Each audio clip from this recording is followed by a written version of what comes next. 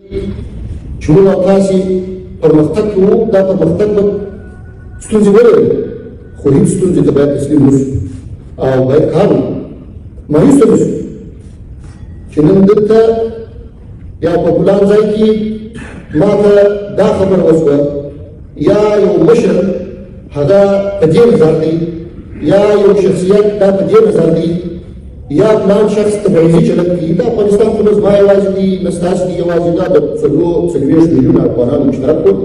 دلته مختلف مزاجونه شته، دلته مختلف نظرونه شته، دلته مختلف فکرونه شته، دلته داسې کسان هم کېدای شي موجود وي چې تاسو ته کوشش نه دي کوي چې موږ تاسو خپل منځ خپل افغانان وګڼو، خو د پردیو په نوم نه غواړي چې افغانان موجود پاتې شي.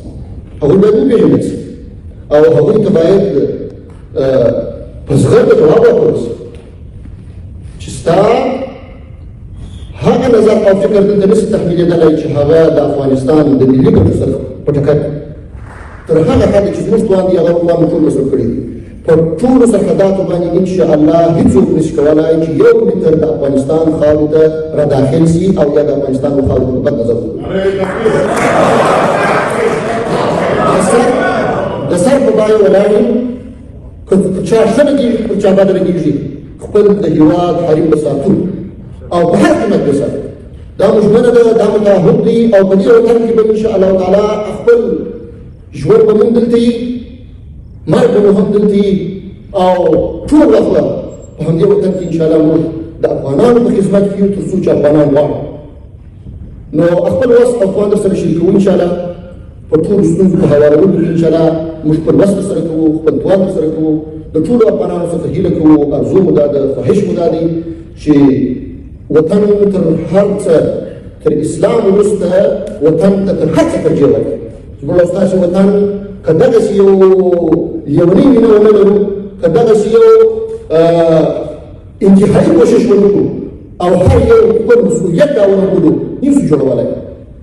په 40-50 کاله چې څه ناخوالې وي هغه تېرې شوي دي، چې څه خرابۍ وي هغه تېرې شوي دي، چې څه د دنیا پرمختللي اسلحې وي هغه دلته کار شوي دي، ستونزې او مشکلات یې راته ایجاد کړي دي. اوس که موږ بیا دا وطن جوړوو، دا موږ ستاسې څخه وخت غواړي، کار غواړي، ستړیا غواړي. نو دا هڅو ته به ځان ورکوو انشاءالله تعالی او کوشش به کوو چې خپل وطن داسې جوړ کړو چې خیال کوو. ښه کارونه روان دي. موږ له یو لوی بحراني حالت څخه راوتلي، ټول افغانستان وروسته له 40 کاله بحراني حالت څخه الحمدلله امنیت په ټول افغانستان قایم دی.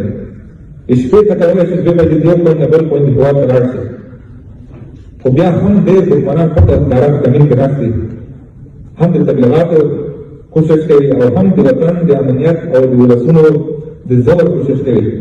ډېر چیلنجونه اوس هم زموږ په مخکې شته، ډېر ستونزې شته، موږ په دې باندې قایل یو چې ستونزې شته، خو لکه مخکې چې ما وویل د هغې لپاره ګډه کار کوو.